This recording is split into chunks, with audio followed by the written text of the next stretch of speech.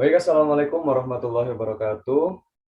Selamat pagi teman-teman, dan juga selamat pagi Bu Atika selaku dosen mata kuliah perilaku organisasi. Perkenalkan, nama saya Fairuz Rifki, saya selaku moderator dari kelompok 4 akan mempresentasikan tentang konsep motivasi dan penerapannya. Di sini saya tidak sendiri, saya ditemani oleh rekan-rekan lainnya yang terdiri dari Ayu Alfiati Sismanto, Ayu Rosalinda, Koirunisa Azizatul, Elsa Wulantabu Bolon, dan juga Karin Fariska. Untuk pembacaan tiap slide-nya akan dilakukan secara bergantian. Baik, dari sini saya serahkan kepada rekan saya. Yang selanjutnya di sini ada konsep motivasi. Motivasi merupakan hal penting karena motivasi perilaku manusia supaya mau bekerja giat dan antusias dalam mencapai hal yang optimal. Motivasi sebagai dorongan merupakan faktor penting dalam menjalankan pekerjaan secara optimal.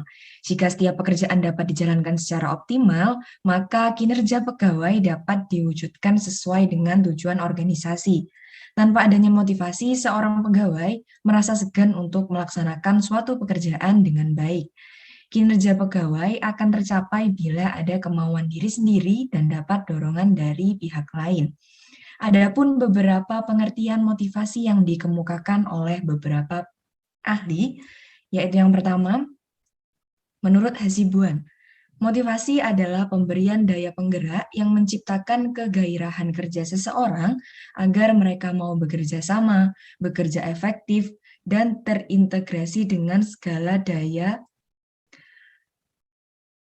upayanya untuk mencapai kepuasan. Yang kedua, menurut Handoko, motivasi adalah keadaan dalam pribadi seseorang yang mendorong keinginan individu untuk melakukan kegiatan-kegiatan tertentu guna mencapai tujuan. Berdasarkan definisi dari beberapa ahli, dapat disimpulkan sebagai motivasi sebagai daya penggerak dan yang menciptakan kegairahan bekerja seseorang dan mau bekerja secara efektif untuk mencapai kepuasan. Kemudian sebagai perangsang untuk dapat mengerahkan dan mengarahkan potensi serta daya kerja manusia tersebut ke arah yang diinginkan untuk melakukan tindakan. Next.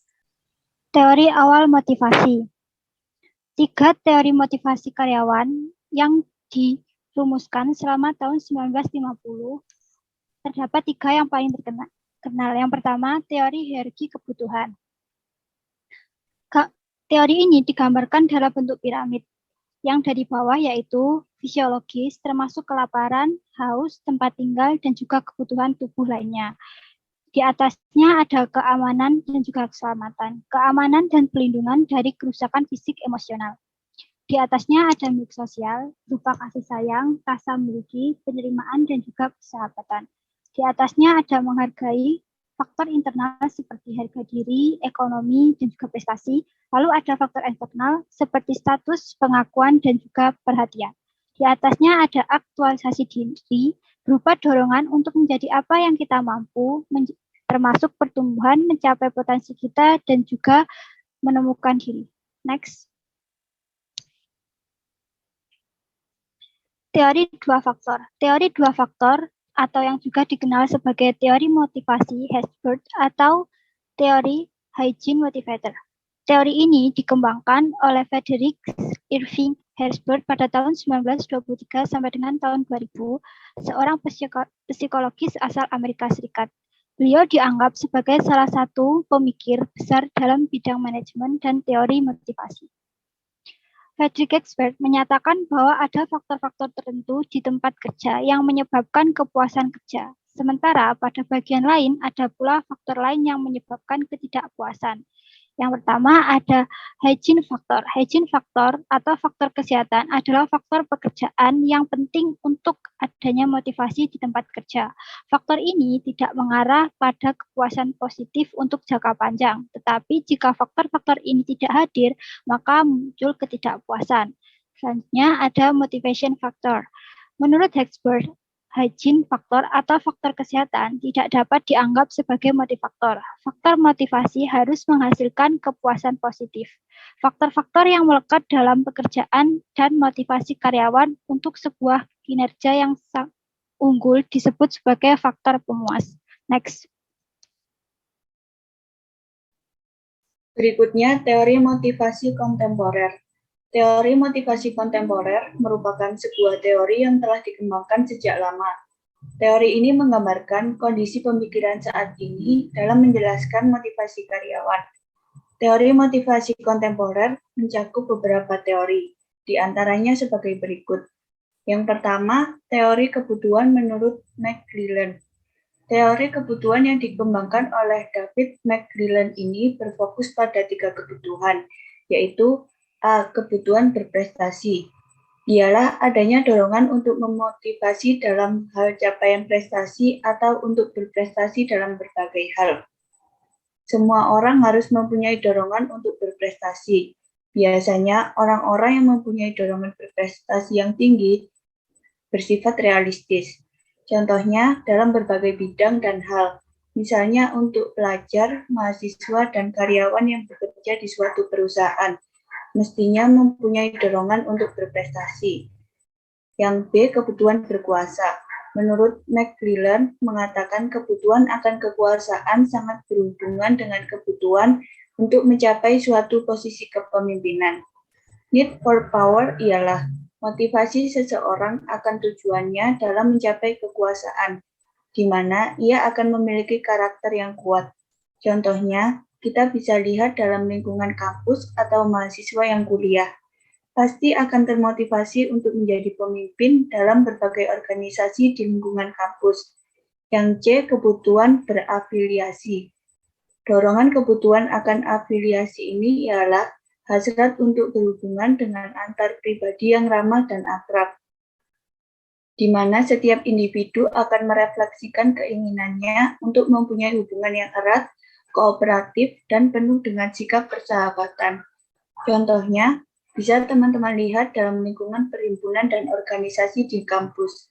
Akan ada banyak mahasiswa ingin menjadi bagian dari anggota suatu perhimpunan tersebut. Yang kedua, teori evaluasi kognitif. Teori evaluasi kognitif merupakan teori motivasi yang menyatakan bahwa pemberian penghargaan-penghargaan ekstrinsik untuk perilaku yang sebelumnya memuaskan secara intrinsik cenderung mengurangi tingkat motivasi secara keseluruhan. Teori ini telah diteliti secara ekstensif dan ada banyak studi yang mendukungnya. Yang terakhir ada teori penentuan tujuan.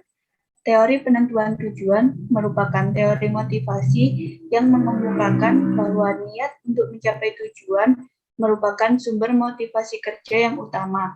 Jadi, tujuan memberitahu seorang karyawan apa yang harus dilakukan dan berapa banyak usaha yang harus dikeluarkan. Next. Yang selanjutnya itu faktor yang mempengaruhi dalam organisasi. Yang pertama, budaya. Budaya organisasi pada dasarnya mewakili norma-norma perilaku yang diikuti oleh para anggota organisasi. Norma tersebut dapat terlihat dari kebiasaan-kebiasaan rutinitas yang diterapkan dari organisasi. Budaya organisasi mampu menjadi faktor kunci keberhasilan organisasi, tetapi dapat pula menjadi faktor utama kegagalan organisasi. Budaya organisasi banyak mempengaruhi pada pola perilaku dalam bidang A. Nilai-nilai perusahaan atau masalah baik buruk dan masalah etika. B. Suasana organisasi atau bagaimana orang merasa dan beraksi. C. Gaya kepemimpinan dalam melakukan wewenang. Yang kedua yaitu kepemimpinan. Jika dilihat pada konteks kepemimpinan, hal yang saling terkait adalah adanya unsur keder penggerak, adanya peserta yang digerakkan, adanya komunikasi, adanya tujuan organisasi, dan adanya manfaat yang tidak hanya dinikmati oleh sebagian anggota. Pada dasarnya, setiap tindakan yang diambil oleh pimpinan atau manajer mempengaruhi iklim dalam beberapa hal, seperti aturan-aturan, kebijakan-kebijakan, dan prosedur-prosedur organisasi, terutama masalah-masalah yang berhubungan dengan masalah personalia, distribusi imbalan, gaya komunikasi, cara-cara yang digunakan untuk memotivasi, teknik-teknik dan tindakan kedisiplinan. Interaksi antara manajemen dan kelompok, dan interaksi antar kelompok. Yang ketiga yaitu iklim organisasi. Iklim organisasi adalah serangkaian deskripsi dari karakteristik organisasi yang membedakan sebuah organisasi dengan organisasi lainnya yang mengarah pada persepsi masing-masing anggota dalam memandang organisasi yang berpengaruh terhadap motivasi pada pelaku organisasi. Menurut Huygens, ada 4 prinsip faktor-faktor yang mempengaruhi iklim organisasi, yaitu A. Manajer atau pimpinan, B. Tingkah laku karyawan, C. Tingkah laku kelompok kerja, dan D. Faktor eksternal organisasi. Next. Penerapan motivasi dalam organisasi yang pertama yaitu motivasi prestasi atau achievement motivation adalah dorongan dalam diri individu untuk mengatasi segala tantangan dan hambatan dalam upaya mencapai tujuan. Sejumlah karakteristik menunjukkan bahwa para pegawai yang berorientasi prestasi. Mereka bekerja keras apabila mereka memandang bahwa mereka akan memperoleh kebanggaan pribadi atas upaya mereka apabila hanya terdapat sedikit resiko gagal dan apabila mereka mendapat balikan spesifik tentang prestasi di waktu lalu. Yang kedua, motivasi afiliasi atau affiliation motivation, yaitu dorongan untuk berhubungan dengan orang-orang atas dasar sosial. Perbandingan antara pegawai yang bermotivasi karena berprestasi dengan pegawai yang bermotivasi karena afiliasi menggambarkan bagaimana kedua pola itu mempengaruhi perilaku. Orang-orang yang bermotivasi prestasi bekerja lebih keras apabila penyelia mereka menyediakan penilaian rinci tentang perilaku kerja mereka, sedangkan orang-orang yang bermotivasi afiliasi bekerja lebih baik apabila mereka dipuji karena sikap dan kerjasama mereka yang menyenangkan. Yang ketiga, motivasi kompetensi atau competence motivation adalah dorongan untuk mencapai keunggulan kerja, meningkatkan keterampilan, pemecahan masalah, dan berusaha keras untuk inovatif. Orang-orang yang bermotivasi kompetensi juga mengharapkan adanya hasil yang berkualitas tinggi dari rekan mereka dan mungkin terasa tidak sabar apabila orang-orang yang bekerja dengan mereka tidak melakukan pekerjaan dengan hasil yang baik. Yang terakhir yaitu motivasi kekuasaan atau power motivation adalah dorongan untuk mempengaruhi orang-orang mengubah situasi dan cenderung bertingkah laku otoriter. Orang-orang yang bermotivasi kekuasaan merupakan manajer yang istimewa apabila dorongan itu lebih tertuju pada kekuasaan pribadi. Kekuasaan lembaga adalah kebutuhan untuk mempengaruhi perilaku orang-orang demi kebaikan organisasi secara keseluruhan. Next. Beberapa faktor pendukung motivasi intrinsik organisasi. Yang pertama yaitu tanggung jawab. Tanggung jawab adalah kewajiban seseorang untuk melaksanakan fungsi yang ditugaskan dengan sebaik-baiknya sesuai dengan pengarahan yang diterima, atau tingkatan sejauh mana anggota organisasi bertanggung jawab terhadap pekerjaan yang dibebankan. Tanggung jawab dalam organisasi merupakan hal yang patut diperhitungkan dalam melaksanakan tugas-tugas tertentu.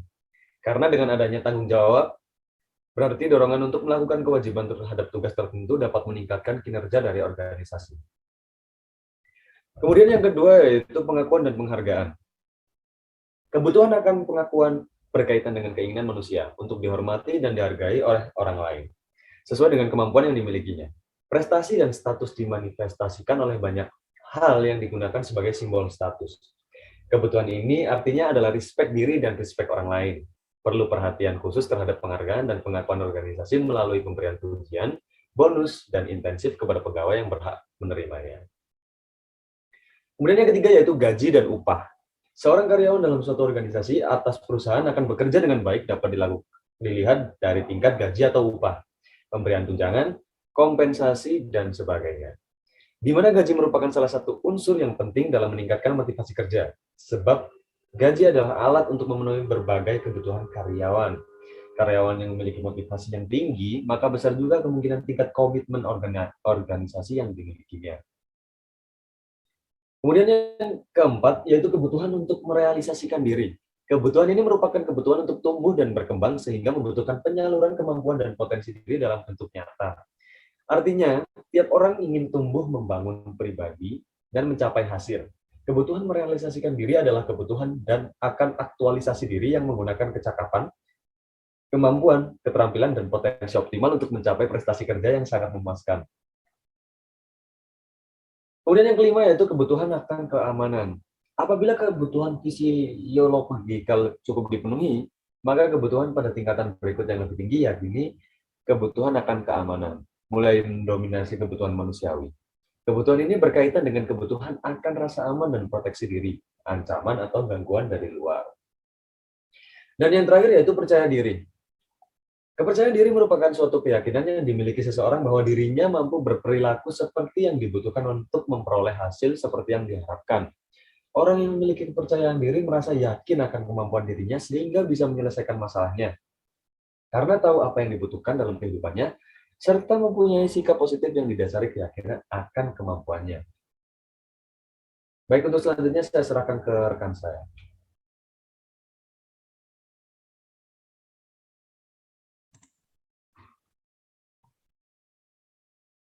Untuk selanjutnya di sini ada studi kasus.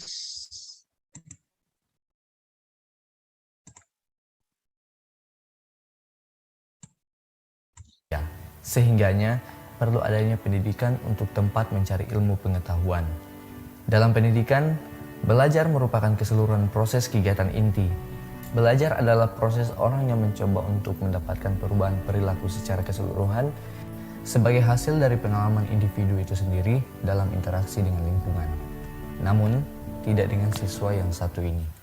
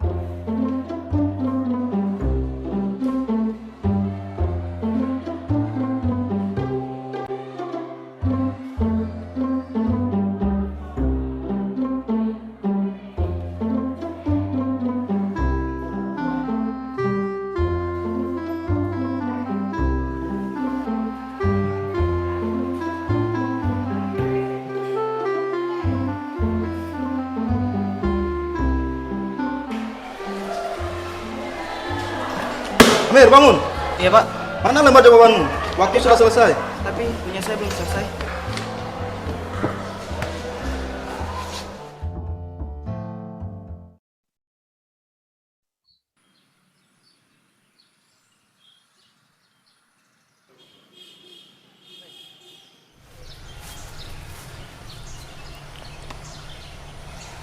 Kamu kenapa?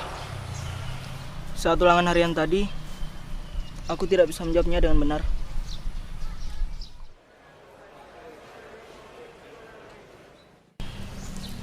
Memangnya semalam kamu belajar?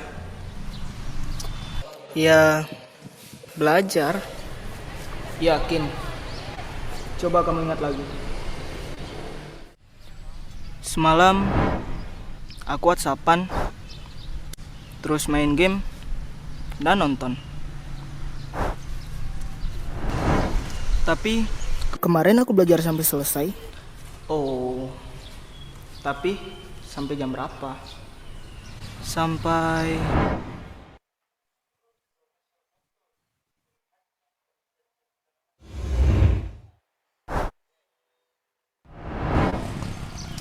sampai subuh. Iya ya, harusnya aku... Hal sekecil apapun itu janganlah dianggap remeh, termasuk dalam hal belajar. Karena sukses tidak akan diberikan begitu saja kepada orang yang malas. Sukses itu harus diperjuangkan. Memperjuangkannya dengan cara menciptakan kondisi belajar yang baik, mengatur waktu belajar dengan tepat, serta menyelesaikan segala tugas-tugas dan pekerjaan dengan cepat. Karena belajar memperluas wawasan tentang ilmu pengetahuan. Seperti yang dikatakan oleh Mahatma Gandhi, hiduplah seolah engkau mati besok, belajarlah seolah engkau hidup selamanya. Umur seseorang tak ada yang tahu, namun terus belajar adalah kewajiban. Karena sukses kamu, ya tergantung usahamu.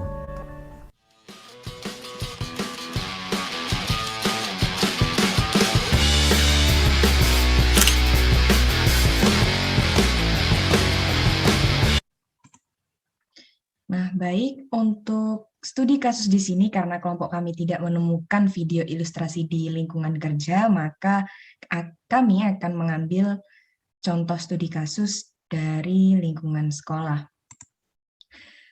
Pada video di atas terlihat seorang siswa bernama Amir yang sedang menghadapi ujian semester namun tidak bisa menjawab satu soal pun. Kemudian sepulang sekolah ia bertemu dengan sisi kepribadian dirinya yang lain. Amir pun diberi masukan dan motivasi agar ia tidak mengulangi kebiasaannya yang buruk dengan menunda waktu belajarnya agar bisa menjawab soal ujian dengan baik dan menjadi pribadi yang sukses di kemudian hari. Contoh studi kasus tersebut masuk ke dalam teori motivasi kontemporer dalam subteori penentuan tujuan, di mana teori tersebut mengemukakan bahwa niat untuk mencapai tujuan atau sebuah kesuksesan dalam bekerja merupakan sumber motivasi kerja yang utama. Jadi tujuan pimpinan memberi tahu atau memotivasi seorang karyawan apa yang harus dilakukan dan berapa banyak usaha yang harus dikeluarkan agar menjadi karyawan yang sukses. Sekian dari saya kembalikan ke moderator. Baik, terima kasih teman-teman atas kerjasamanya dalam mempresentasikan bab yang kita terangkan. Kemudian, sekian dari presentasi pada kesempatan hari ini.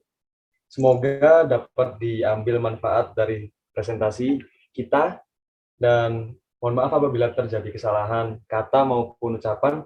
Wassalamualaikum warahmatullahi wabarakatuh.